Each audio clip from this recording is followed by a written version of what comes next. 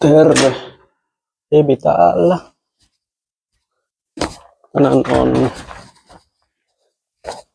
on 12. maaliskuuta 2025.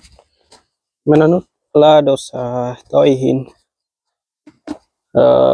mutta ensin minä haluan tai täytyy käydä kauppakeskus, koska minä haluan ostaa